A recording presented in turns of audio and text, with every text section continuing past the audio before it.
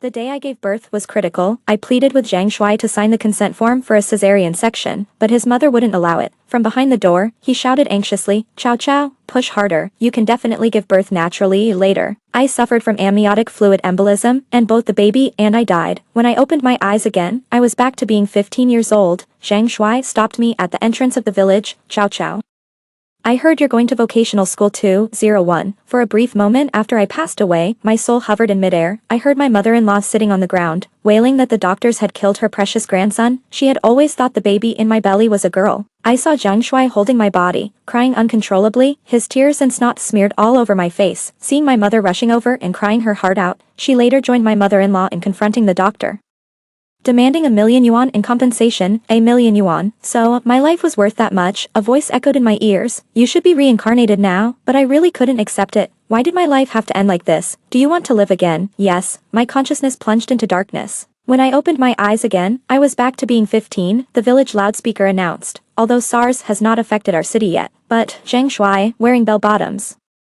stopped me at the village entrance. "Chow Chow, I heard you're also going to vocational school." His young, naive face startled me. I turned and ran towards home. After a few steps, I turned back and slapped him. "To hell with your mama's boy." He was stunned by the slap. It took him a moment to chase after me and shout, "Song Chow Chow, why did you hit me? What does a mama's boy mean?" I ran towards the direction of the setting sun. All the way home, the courtyard was lively.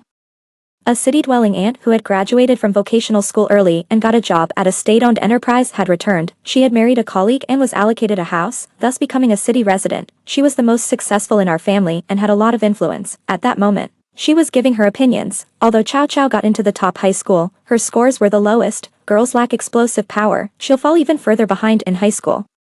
The university entrance rate from that school has declined. If she doesn't get into university, all her studies would be in vain. It's better to go to vocational school. She could start working in 2 years and help with her brother's tuition fees, making things easier for you both. At that time, my parents believed her. Seeing her about to continue, I interrupted loudly, "Dad, Mom, I want to go to high school." My aunt kept talking, but I responded directly, "Aunt, don't worry.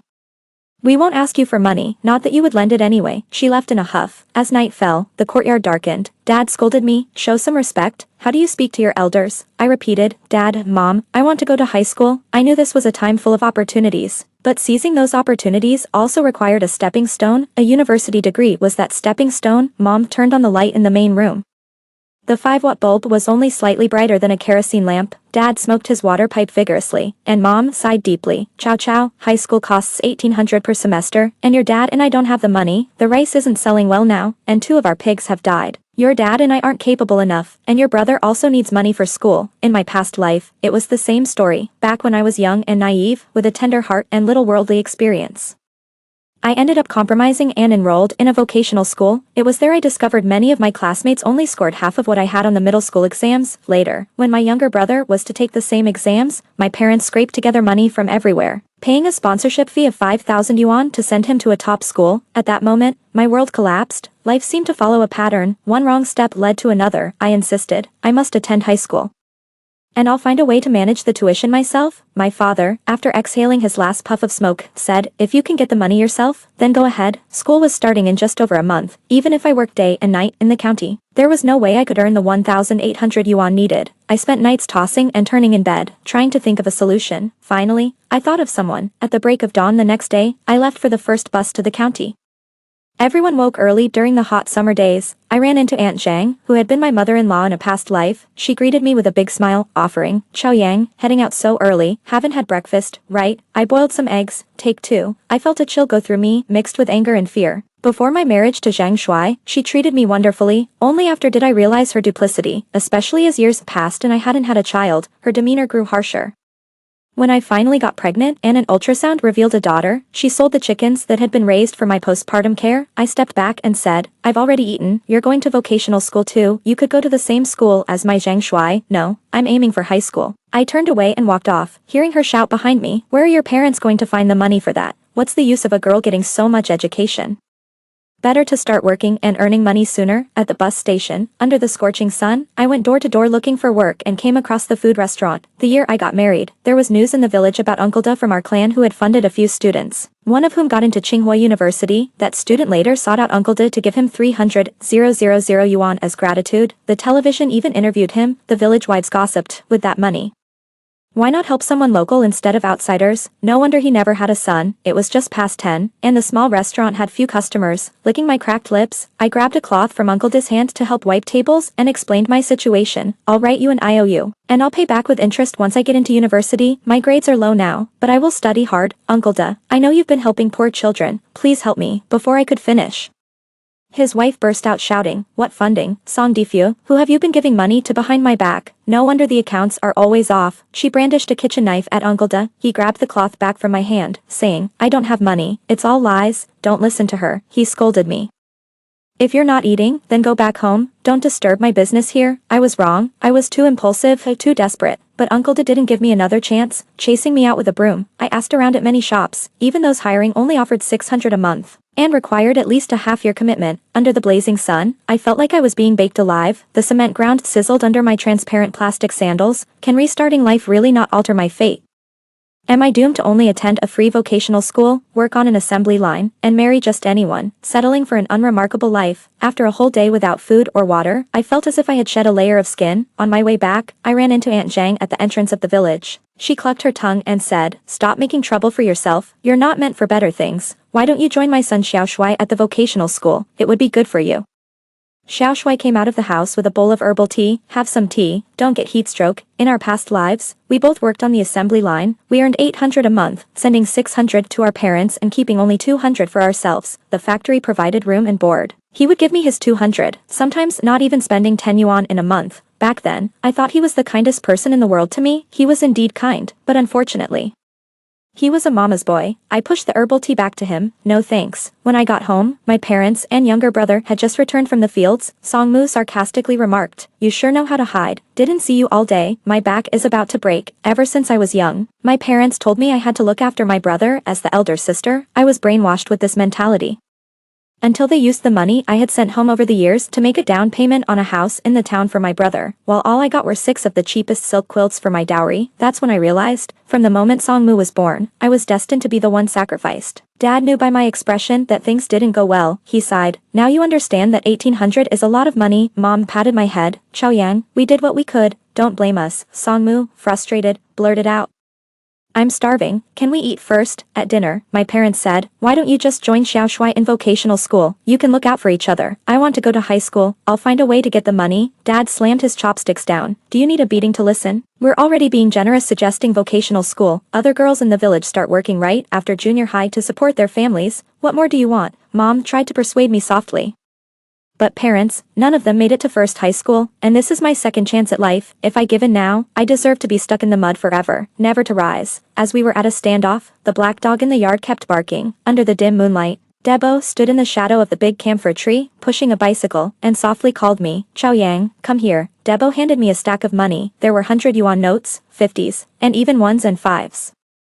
Some were frayed at the edges, but neatly stacked. The clouds parted, and gentle moonlight illuminated his wrinkled face. He handed me the money, his face filled with an apologetic look. "I don't have more. You'll have to figure out the living expenses yourself." Tears welled up in my eyes as I trembled. Taking the money, "Wait, I'll go back and get paper to write an IOU." Debo grabbed my arm. "No need, but you must place in the top 300 in your final exams. Only then can you get into a decent university, and I will continue to support you." He paused. "My funds are limited. I only hope to help those who truly deserve it." Debo even refused to come in for a drink of water. He instructed me, "Don't let anyone know I'm paying your tuition." I understand. Laughter without malice, criticism without hatred. People in the countryside sometimes have a more straightforward and vicious way of expressing themselves. Debo hurried away on his bicycle.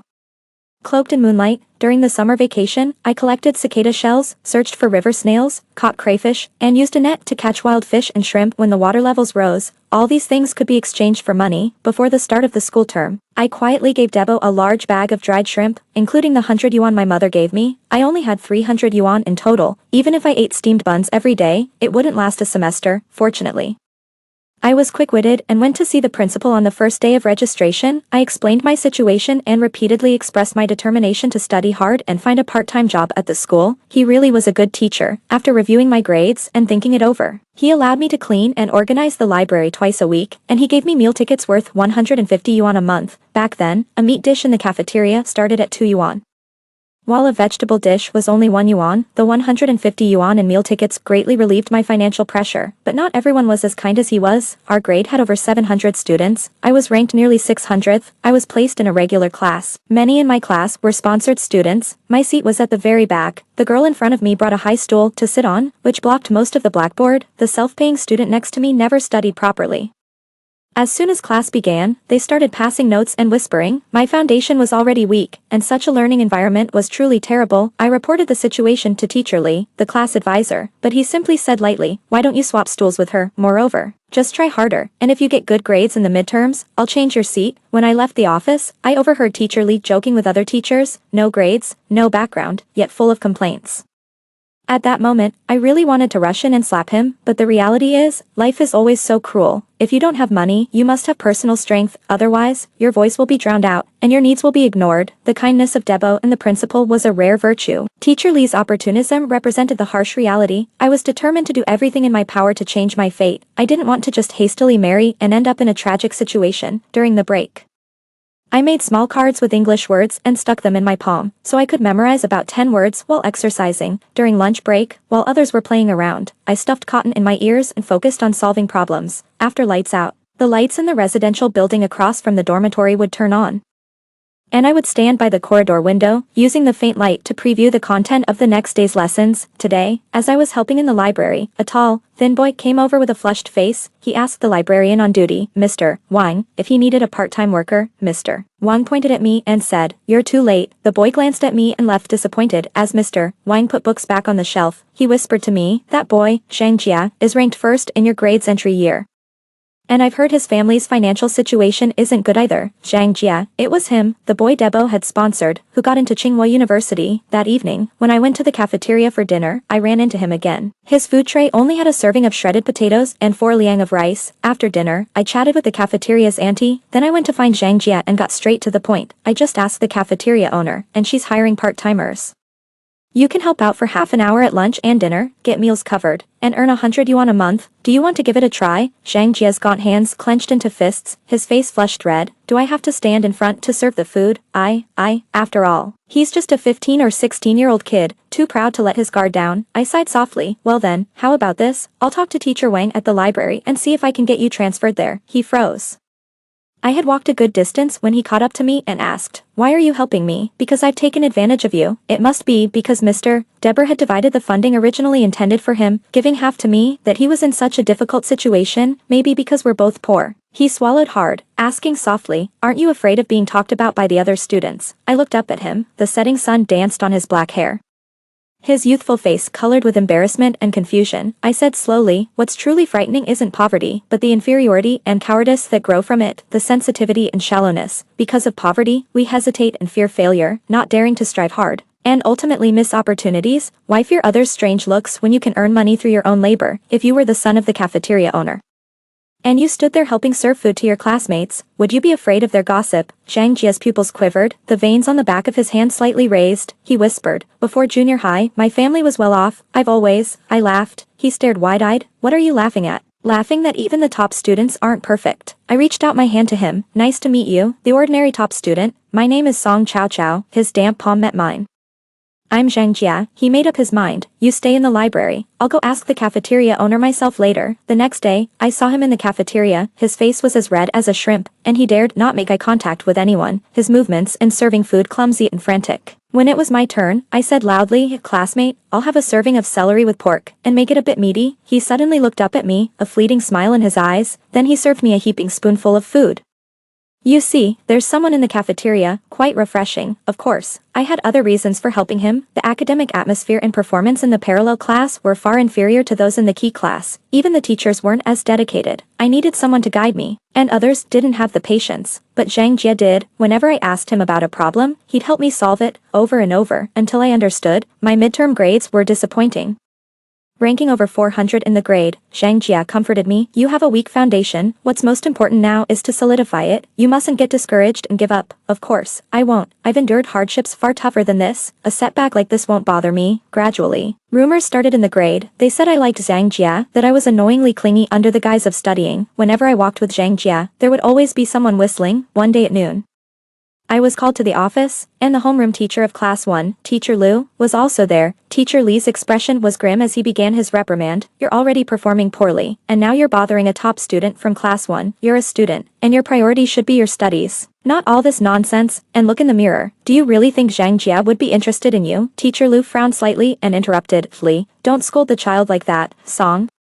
I'm not here today to reprimand you, but just to remind you that your studies should be your top priority. I patiently explained. I was just asking him for help with a question. I didn't have any ulterior motives. Mr. Li slammed the desk, still arguing back. If you have difficulties, why don't you ask your teachers? I confronted him, but every time I ask you, you dismiss me in a few words. You don't really intend to teach me properly. Mr. Li became furious and raised his hand to hit me. Back then, corporal punishment wasn't considered a big deal. Fortunately, Teacher Liu held him back. That afternoon, my seat was moved to the last row near the door. I was completely obscured by two tall athletes in front of me, each about 185 centimeters tall. It felt like people were secretly mocking me, likening me to a toad dreaming of eating swan meat. After evening self-study, Zhang Jia came to find me, having known each other for nearly 2 months. This was the first time he approached me proactively. Song Chow Chow, consider transferring to Class 1, huh? His eyes were intense. I've checked, and there's an opportunity every semester. If you join Class 1, no one will stand in our way again. His face flushed as he hurriedly explained, I mean, stand in the way of our studies. To motivate students, the school would shift the top 6 students from the parallel classes to replace the bottom 6 of the key classes at the end of each semester. I hesitated. Can I really do it? Not this semester, then next semester. Under the dim corridor lights, Zhang Jia's eyes shone like stars. Just persevere, and you definitely can. Song Chow Chow, I'll wait for you in Class 1. This end-of-term exam was crucial for me. I needed to rank at least in the top 300 to continue receiving funding from the board, but I actually wanted to get into the key class even more, to secure a better learning environment and atmosphere. In the following days, apart from sleeping, eating, and working part-time, I studied like mad. As winter deepened, the weather grew colder, I couldn't afford a down jacket, and at night, I studied in the corridor, wrapping all my clothes around me and moving continuously to fend off the cold. The dorm leader quietly opened the door and draped a down jacket over my shoulders. Don't catch a cold. The light bulb on the balcony of the house across had been replaced with one of much higher wattage. The curtains were tightly drawn, and the balcony light often stayed on all night. Teacher Wang would snatch the rag from my hand. Study in my office. The library isn't busy this half-month. It turns out, if you work hard enough, the world will show its kindness to you. It was especially cold during the 2 days of the final exams. The school, mercifully, turned on the heating, which had always been just for show before. I was sweating profusely under too many layers. With the doors and windows of the classroom closed, my head felt foggy, and my hands and feet, affected by chilblains, itched unbearably as they warmed up. I kept telling myself, Song Chow Chow, you must stay alert. The results would only be released a week later. After saying goodbye to Zhang Jia and my roommates, I took a bus back to the village, in the old, overcrowded Jinbei van, packed with 14 people. It rattled along the muddy road. A middle-aged man smoked inside while a baby cried in a woman's arms, who fed the child by lifting her shirt. In 2003, while large cities bustled with traffic, this small, remote county remained mired in mud, stagnant like a still pond. Feeling carsick, I practically fled the vehicle as soon as we reached the village entrance, and was immediately greeted by Aunt Zhang. Why do you look so pale? Someone asked. It seems like she didn't do well on her exams. I've heard that barely anyone from the regular classes at that school gets into a good university, added another village woman. Some of the other women in the village also said similar things, criticizing my parents for not nurturing their capable son and instead sending their daughter to high school. Isn't that just preparing a dowry for someone else's family? They commented. When I reached the pond near our house, my mom was washing clothes. As soon as she saw me, she stood up, holding her back. Hurry, my back hurts. Help me wash these clothes. I had planned to use the winter break to study hard and catch up, but there was always endless chores to do at home. Washing clothes, cooking, feeding the chickens and pigs, and tending to the fields. Only at night would I find some time, and even then, my mom complained about the electricity wasted by leaving the light on to read. Meanwhile, Song Mumming would ride his bike around the village every day, not having to lift a finger. Whenever I complained, my mom would defend him. He's a boy, he can't be bothered with these trivial tasks. Song Mumming would roll his eyes at me. These are women's tasks. One day while I was chopping radishes in the kitchen, Song Mumming came in, eating a slice for every slice I cut, and even complained about the late dinner. I couldn't contain my anger. I grabbed his hand and pressed it hard against the chopping board, fiercely warning, Song Mumming, I'm not the same accommodating sister I used to be. If you keep this up, I might just chop off your hand too, believe it or not. At that moment, I unleashed the devil within, showing my menacing, sharp fangs. Yes, I resented him. I despised his endless demands, his uselessness. And the fact that he stole all of our parents' affection. After that day, Song Mumming became much more cooperative and even started helping me out. You see, love and tolerance don't earn respect. Only when you stand firm do others begin to value and fear you. On the day the report cards were given out, I was heading back to school. My mom disapproved. Why waste the fare? Do you think you can achieve anything spectacular? Aunt Zhang, laughing while she beat the clothes, mocked. Is Chow Chow expecting to come back with the top rank in the whole school? Zhang Shuai ran out of the house. There's a play being staged in Wang's village today. Let's go watch it instead. What's so great about a report card? After graduating from a vocational high school and working on an assembly line, I realized the importance of knowledge. I took adult education exams, from associate degree to bachelor's. Meanwhile, Zhang Shuai was always on his phone playing games, often belittling me. Such degrees aren't recognized outside, don't know what you're busy with, is studying as fun as gaming? I smiled at him. Enjoy the play, Zhang Shuai. I no longer wish to walk the same path as you. I missed the earliest bus and only reached the school by 9:30 a.m. At the school gate, some fee-paying students were alighting from private cars. Mu Jun whistled at me as I rushed, shouting, Song Chow Chow, no matter how fast you run, it won't add points to your finals. The others laughed loudly. There were 3 honor rolls in the first year, the overall performance list, the key class list, and the regular class list. I pushed my way through to the regular class list in the chilly wind and overcast sky. My heart was pounding with anticipation. Searing hot, was my name in the top 6. 07, first place, not me, second place, also not me, third not me, fourth not me, fifth not me. My heart grew colder as I took a deep breath. I only glanced at the 6th name, Song Chow Chow. I rubbed my eyes hard. At that moment, the sun peeked through the thick clouds, casting a vast radiance upon the world. The name Song Chow Chow, glowing like a halo, pierced into my eyes. In just a moment, my eyes were already brimming with tears. Zhang Jia had squeezed his way to my side at some point, patting me on the back. Song Chow Chow, you are truly incredible. I turned to look at him, tears rolling down fiercely. He panicked. Why are you crying? Frantically patting himself down. He couldn't find a single tissue. Eventually, he awkwardly offered his sleeve. Don't cry, use this to wipe your tears. I wiped my tears harshly with his sleeve. I'm just so happy. I had actually done it. Indeed, I deserved the splendid warmth of the winter sun. Indeed, I too could have a different life. Zhang Jia pulled his arm back and smiled slightly. Song Chow Chow, I'll be waiting for you in the advanced class. I'd have to go to the classroom to get the detailed report card, Mr. Lee was waiting at the classroom door. As I passed by him, I smiled brightly. Mr. Lee, it's a pity. Next semester I won't be your student anymore. Mr. Lee's mouth twitched, his smile forced. Mu Jun's uncle got promoted, so next semester, you'll still be my student. At that moment, my blood ran cold as if someone had poured ice into my veins. Mr. Lee patted my shoulder. If only you had scored just one more point, someone else would have been bumped down instead of you. No. It's not about me scoring one more point or one less. The rule itself is fundamentally flawed, but I'm too weak now. I can't change the rules. I can only change myself. There must be some way to remedy this. There must be. I paced back and forth anxiously in the hallway. During that time, Mu Jun passed by me and bumped into me. Smirking arrogantly, sorry, this isn't really your place to stand. Mu Jun walked away, and following his direction, I saw the class teacher of class 1 and the head of the grade 1 group, Mr. Liu. He was my opportunity. I ran as fast as I could, squeezing into his office before the door closed. Grabbing his arm, Mr. Liu, please let me into the advanced class. I will study hard. I won't hold anyone back. My grades are sufficient. I am ranked 6th in my parallel class. I know this is difficult, but I'm begging you, please give me a chance. In my younger years, I was too ashamed to beg. Now looking back, what are a few pleas compared to a lifetime's prospects? Mr. Liu frowned, his expression troubled. Suddenly, the office door was knocked on, and Zhang Jia stood at the doorway, his posture erect. Mr. Liu, based on her grades, Song Chow Chow should already. Mr. Liu's frown deepened. I quickly interrupted him. Zhang Jia, shut up. Then I turned to Mr. Liu, sir.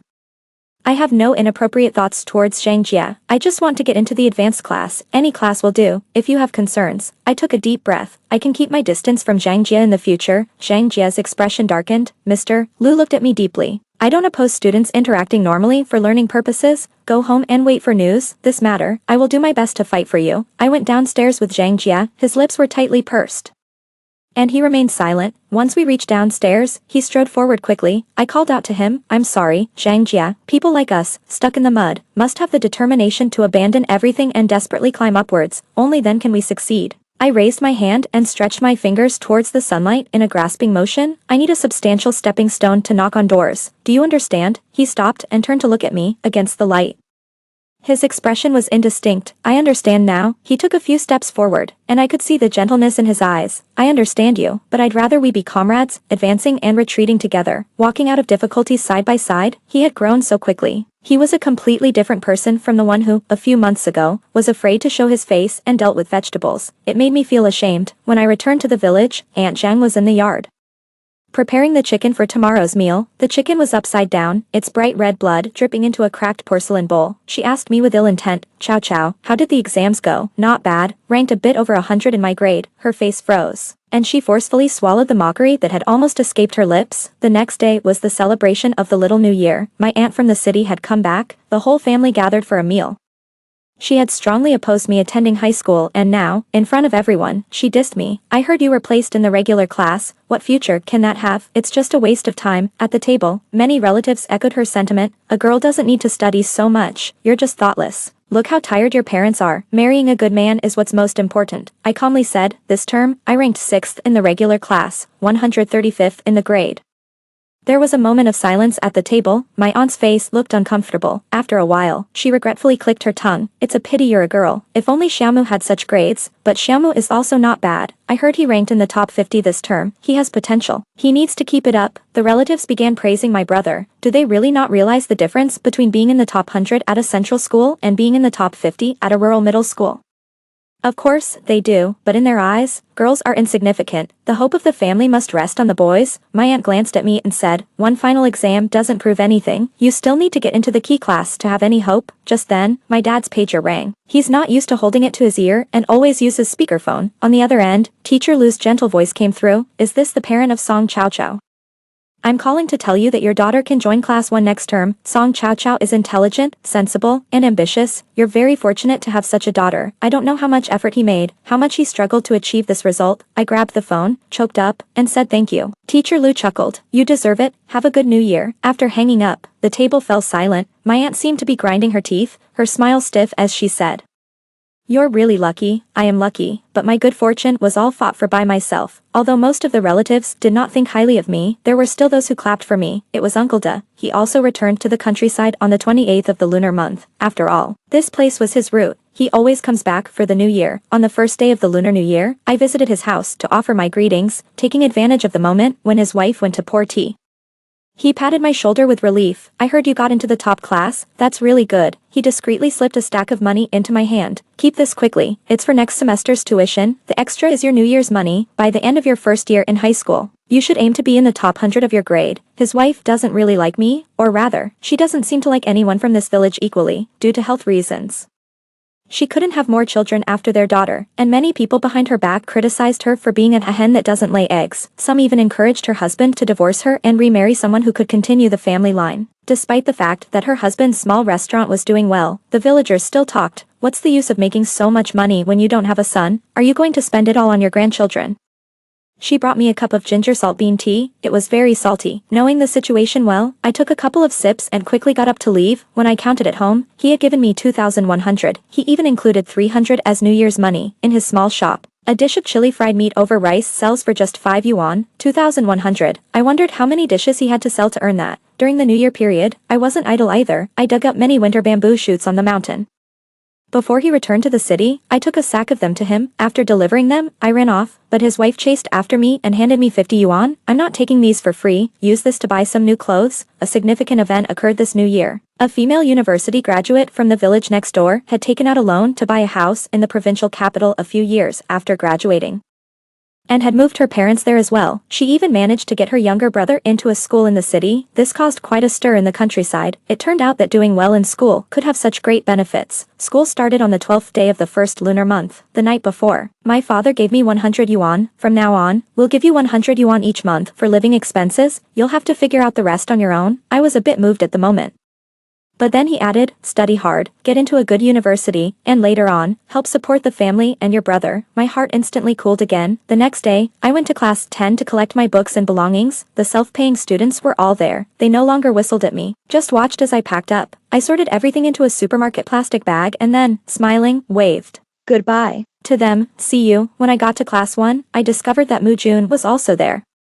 Thinking back and forth, I roughly understood the situation. As the grade leader, Teacher Luke could have placed Mu Jun, who was lagging behind, into another class, but to pull me up as well, he had to compromise and bring Mu Jun along to class 1. Zhang Jia was sitting in the best spot in the center of the classroom. Seeing me, his eyes curved into a smile, and he gave me a shallow nod. I smiled back and waved at him as a greeting. Halfway through my wave, I heard Mu Jun sneer. You really are persistent, thinking that being in class 1 will change anything. Even if you get into university, you'll still end up working for people like me. I withdrew my hand calmly and replied, I know, but there's always a chance if you try. Mu Jun, class will always exist. But you won't necessarily always be on top. Zhang Jia can memorize most of the content after reading it just 2 or 3 times, but I need to go over it 10 times. He can solve a problem in a few minutes. Whereas I barely understand it even after he explains it to me 3 times. Studying is like climbing a mountain. It's not hard to climb from the foot of the mountain to halfway up, but climbing from halfway to the top, each step widens the gap between climbers. I gave it my all, relentlessly. And by the end of the first term in senior high, I ranked 95th in my grade, barely squeezing into the top 100. That was already quite an achievement, based on previous year's admission rates. If I could maintain my performance, getting into a top university wouldn't be a problem. Zhang Jia and I became desk mates. Initially, all the teachers paid extra attention to us. Ultimately, they were afraid I might negatively influence him. Later, when they realized we were just a study group encouraging each other, they left us to our own devices. Zhang Jia probably received around 20 love letters a week. Once, looking at those envelopes, I felt a bit jealous. This is the treatment for the top student of the grade. Only those who shine like you have a youthful life. For someone ordinary like me, even if I started over, there would be no love. He threw all those letters into the trash can, looked at me intently, and said word by word, this is not the youth I want. What do you want then? Unwavering goals, relentless effort, never giving up. He smiled at me. That's what I want. That's how it should be.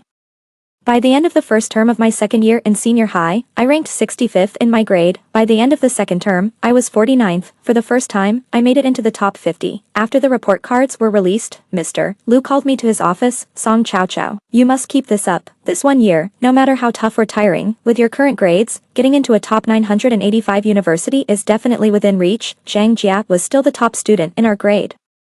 He looked at my report card and was genuinely happy for me. Song Chow Chow, you are really amazing. I went to the diner to share the good news with him. During the peak of summer, the kitchen was sweltering and filled with oily smoke. The strong smell of chili was so intense that it made his eyes red. Good. You're really doing well. I helped serve the dishes to the customers, and when I returned to the kitchen, I found him counting money with his saliva. In your senior year, focus on your studies, no need to work part-time. I'll give you 250 yuan a month for living expenses. It should be enough. No need. I'm already grateful that you're paying for my tuition. Listen to me. If you're really grateful, getting into a good university is better than anything. His eyes were red. When my daughter wanted to go to high school, I was poor and short-sighted and made her work in Guangdong. She still resents us to this day. Take it, child.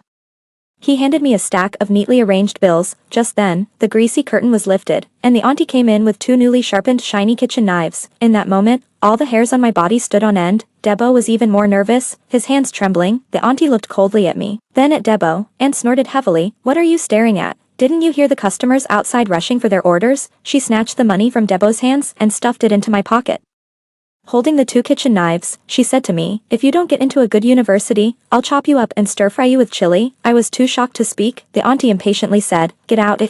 The kitchen is too small for so many people. I took the money and went home. The atmosphere at home was gloomy. Song Mu's middle school exam results had just come out. He missed the admission cutoff for the top school by 30 points. Dad, puffing on a cigarette, said, we still have to send him to the top school. He can't just farm for the rest of his life. Mom agreed. His vision is already 400 degrees. How can he farm? But for Songmu to get into that school, the sponsorship fee would be 5,000. Mom and Dad sighed deeply. Glancing over at me frequently, I was busy working on practice test papers from Huanggang, pretending not to hear them. In the middle of the night, around 2 o'clock, I woke up feeling hot. The 2 fans in the house. One was used by my parents, the other given to Songmu. I didn't have one, only a faint moonlight shone from the sky, the room dimly lit. My parents were rummaging through my backpack with a flashlight. She must have gotten the tuition for next semester from Brother De, just don't know where she put it. It turned out they always knew that Uncle De was funding me. At that moment, I felt like I had fallen into hell. Holding back my rage, I asked, what are you looking for? They both froze. Dad turned on the room light, his expression stern. Your brother needs 5,000 for high school. I know you have some money. Give it to him for now. What about me? We'll figure something else out. If we can't, you'll just have to stop studying and go work in Guangdong.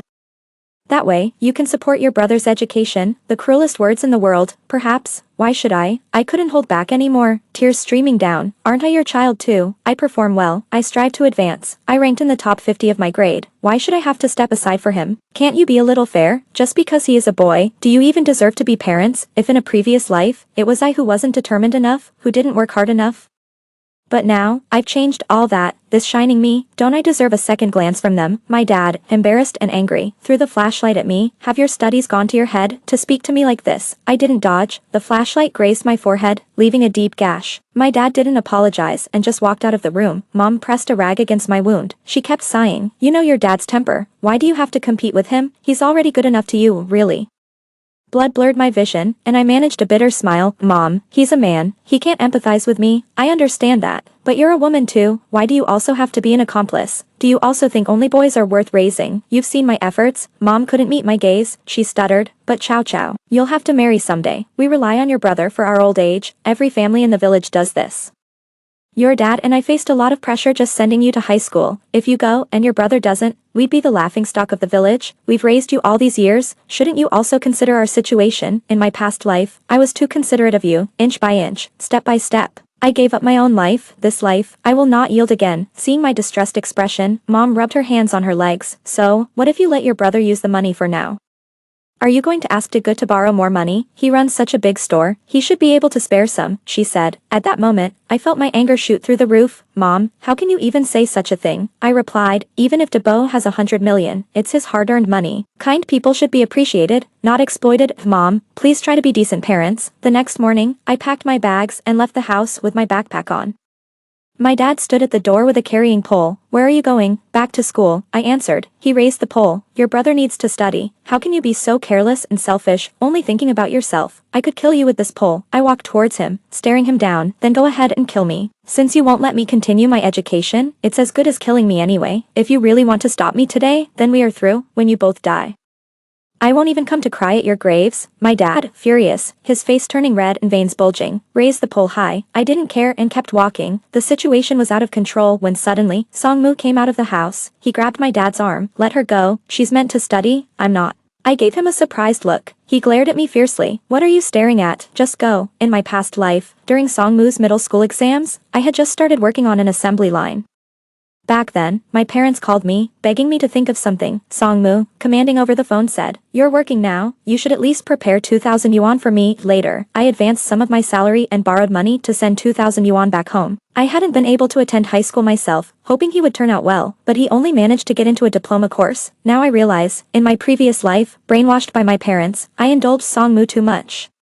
Everything at home revolved around him, so he took it all for granted and never appreciated it. But after being reborn, carrying resentment, I never showed him a pleasant face. I talked to him harshly and never pampered him. Perhaps because of this, I managed to preserve some of his kindness. On the road, I met several elders. They all told me to understand the difficulties of my parents and to be sensible and share the burden. They criticized me for being bad-tempered and rude.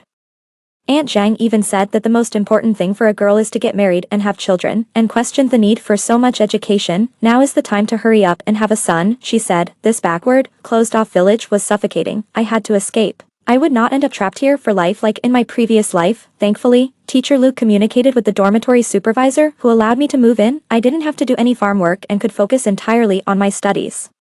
It felt incredibly good. Because of the extra classes, the summer break was short, and soon everyone returned to school. I hadn't called home for over a month. Soon, the lower grades started school too. One day during the break, Songmu actually came to see me. He ended up attending the same school. He carried a big bag. Mom asked me to give this to you. He handed me a stack of 10 yuan notes. Dad said my monthly allowance is 300, but he gave me 400.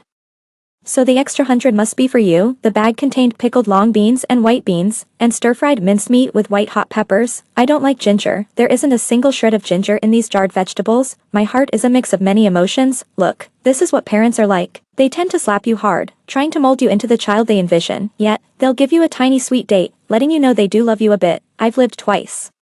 Yet I still can't sever these ties. That day, after dinner, I passed by the notice board. The honor roll for the senior class hadn't been taken down yet. Songmu, in his military training uniform, stood there with a few classmates. Someone pointed at the list. Song Chow Chow, morning and evening. Songmu, that name suits you well, and her grades are so good. Under the setting sun, Songmu lifted his chin proudly. That's my sister. After the evening self-study, I went to find Songmu.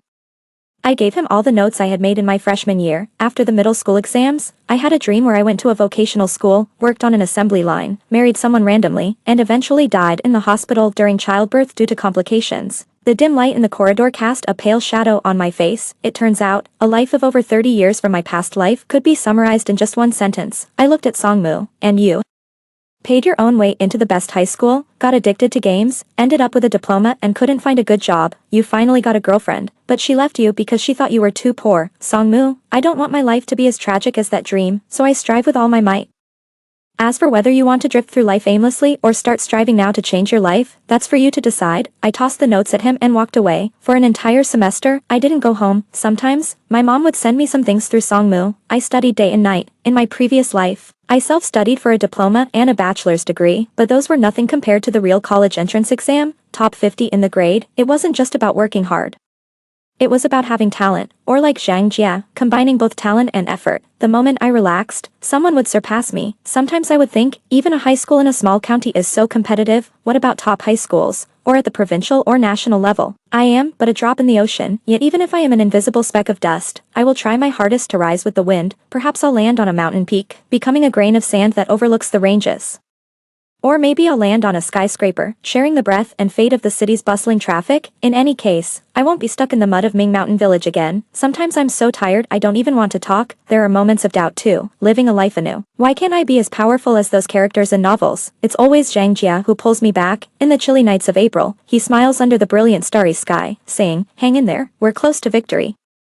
The spring flowers bloom and then fade, the gardenia quietly buds. I don't know when it started, but as I pass by the small garden under the third-year building, there's a faint fragrance in the air. The gardenias have bloomed. Finally, the college entrance exam is here. This is the test of my 3 years of hard work, and whether I've made the right choices since my rebirth. I'm lucky that the exam venue is at my own school. It poured rain on those 2 days of exams. Raindrops pelted against the glass, creating a crackling sound. It suddenly reminded me of the day I gave birth. The weather was just like today. My cries of pain and pleas were shattered by the heavy rain. Outside the door, my mother-in-law's curses and Zhang Shuai's shouts, urging me to hold on a little longer, pounded on my chest like a drum. That time, I walked towards death in a torrential downpour. This time, I am to embrace rebirth amidst the thunderstorm. After the last exam, I walked out of the examination hall and saw Zhang Jia coming out from a classroom at the far end of the corridor. The continuous rain of the past 2 days had stopped at some unknown time. A summer rainbow hung across the sky. He smiled at me across the bustling crowd. I smiled back, and as I did, tears began to flow. During the days waiting for the results, I returned to the village. In the past 3 years,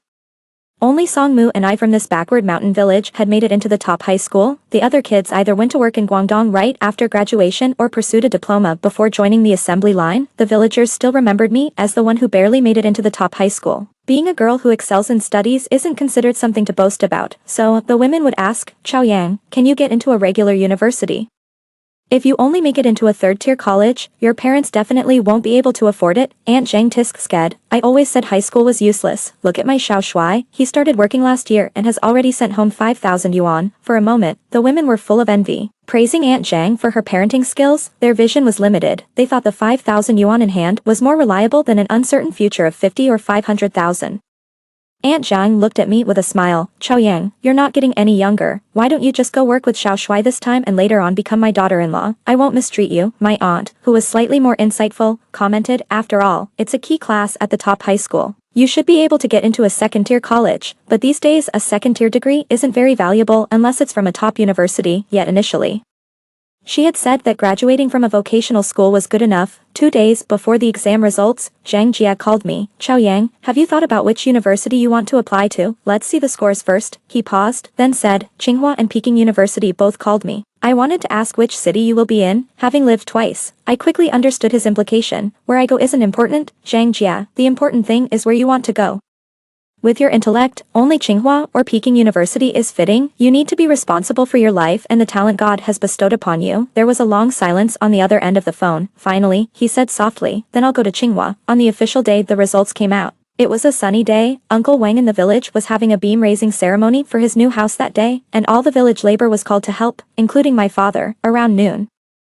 I went to him to borrow a phone to make the call. Uncle Wang's family was large, it was lunchtime, and everyone was sitting under the shade of the trees eating and chatting. Aunt Zhang was there too, she cheerfully said. Chao Yang is checking her scores, let's hear them here, let everyone listen. I dialed the inquiry number, and after a long wait, under the watchful eyes of everyone, the scores started to be announced over the phone. Chinese, 128, Mathematics, 127, English, 138, Science Comprehensive, 274, total, 667. That year, the exam was quite challenging. The cutoff score for science majors was 547. I really outdid myself. At that moment, I felt as if I was floating in the air, my feet soft and cushiony. As if I was walking on cotton, it all seemed so unreal. Is this score really mine? Does it belong to someone who was just a vocational high school student? My dad dropped his chopsticks and stood up abruptly. Play it again. I didn't hear it clearly, over the speakerphone. The mechanical female voice repeated my score. The lively dinner table fell silent, so quiet you could hear the rustling of the leaves in the breeze. Dad looked at his phone, then at me, back and forth, his voice trembling. He asked, with these scores, what kind of university can you get into? I smiled gently. Most universities in the country, even though no one at the table had attended high school. They all understood what it meant to score 120 points above the cutoff for top-tier universities. Uncle Wang fetched a large plastic jug of liquor. Old song, this is a big celebration. Let's drink a few more glasses today. Aunt Zhang muttered. Could there be a mistake? Your grades were pretty average before, just slightly better than Xiao Shuai's. If university entrance were this easy, I should have made Xiao Shuai attend high school. Amidst the warm buzz of alcohol, my dad, his face flushed with joy, said, it's a pity Chao Chao is a girl. If only she were a boy. Everyone nodded in agreement. Uncle Wang said, your son Xiaomu is also studying at No. 1 high school. If Chao Chao can achieve such great scores, Xiaomu should be able to get into Tsinghua or Peking University. Dad laughed heartily. That's quite possible. My son has always been smart. The conversation then turned to everyone's sons.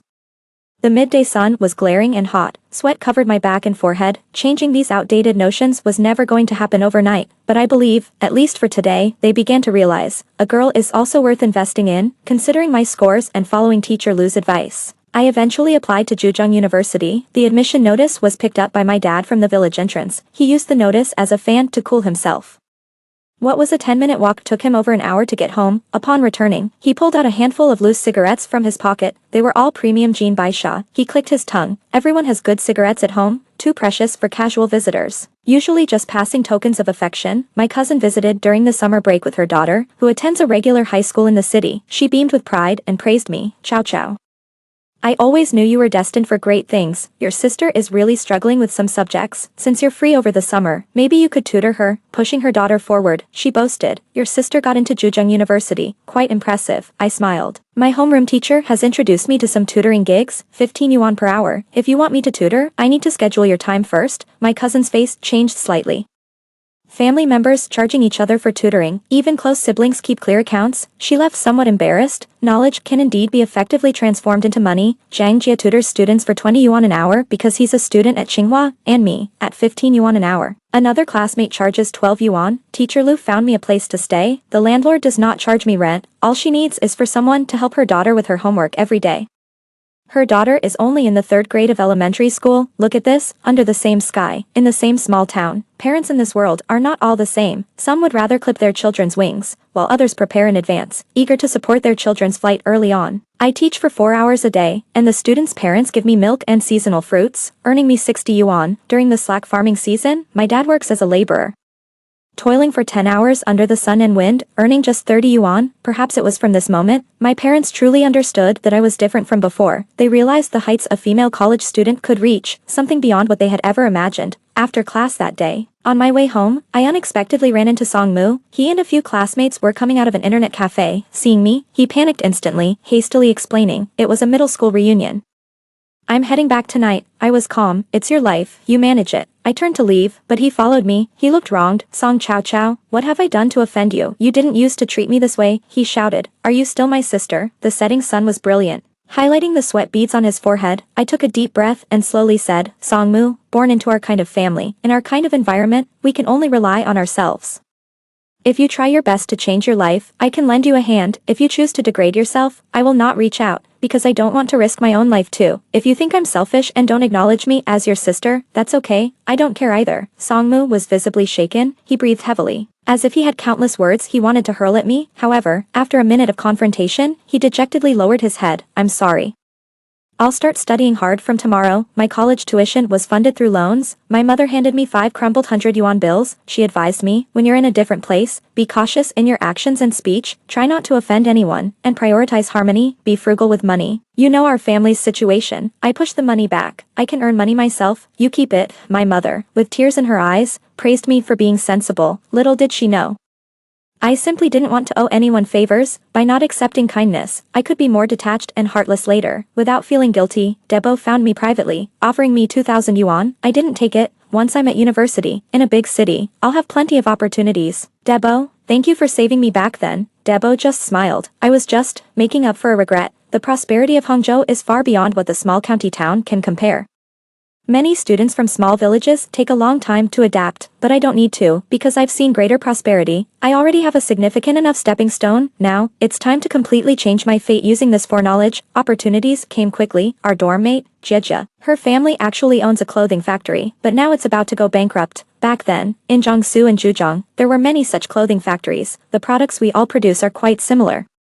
Without any advantages, it's easy to be eliminated. She gave us a bunch of t-shirts, each reportedly costing just over $1. These simple, unadorned clothes smelled like a business opportunity to me. It was 2006, Taobao was on the rise, but not yet booming. Only a few avant-garde individuals were willing to shop online. Back then there was no free shipping or 7-day return policy without reason. Whether you could find something suitable was purely a matter of luck.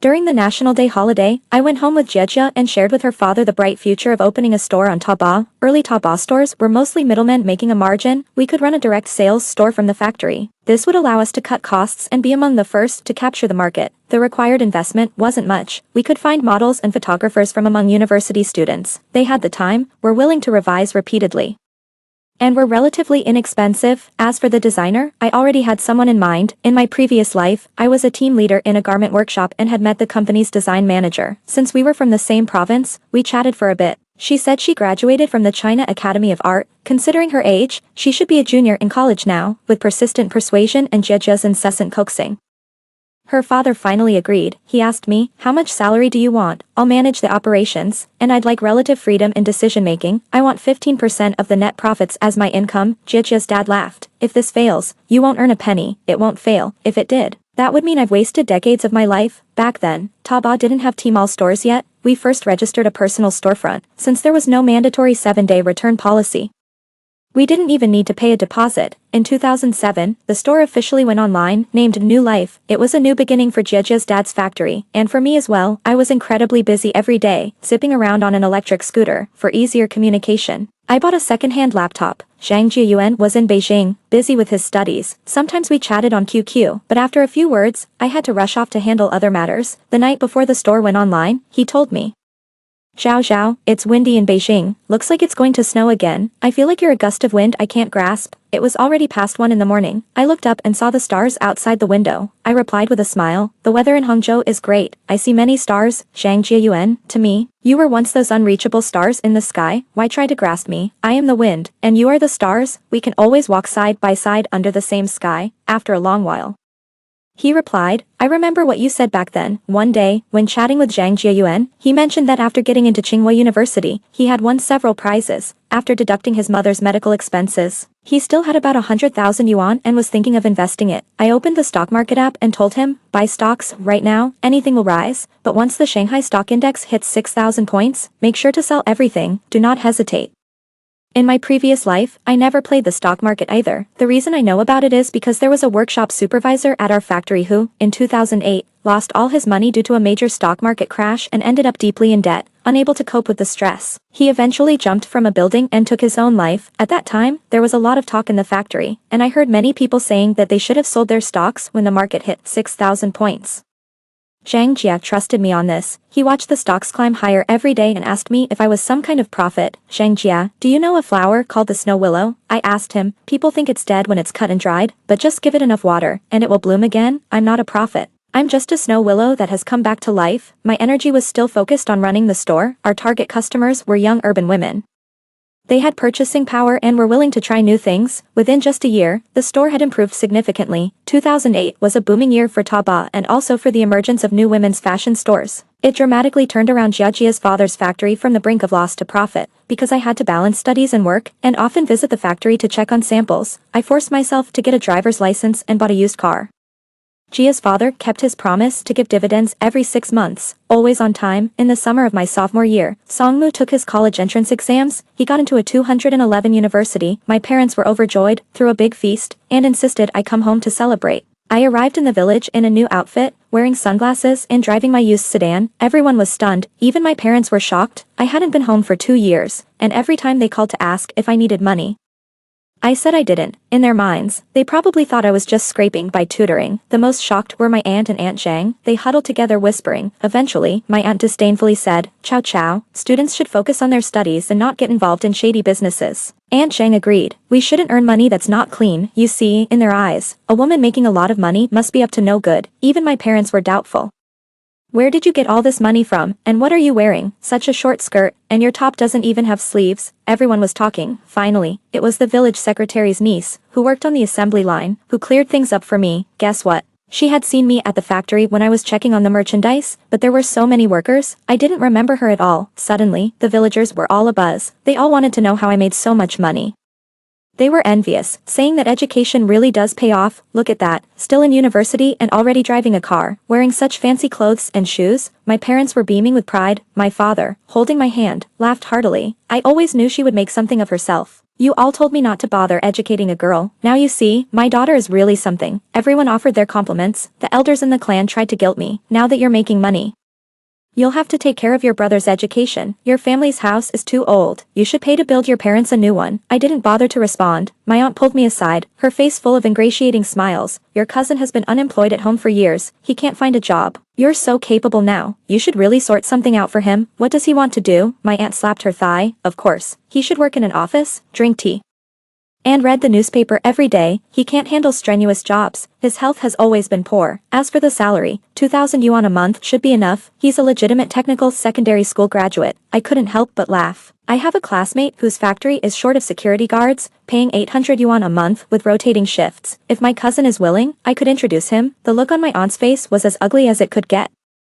But she no longer dared to lecture me like she used to, because our positions had changed. These past few years, I've rarely contacted my family, but every now and then, Songmu would call me. We didn't have much in common, so after asking if I had eaten and if I was doing well, we would hang up. That night, after the guests had left, my dad said, "Your uncle's shop needs to relocate and he seems to be having some trouble. He helped you before. You should go see him, sometimes."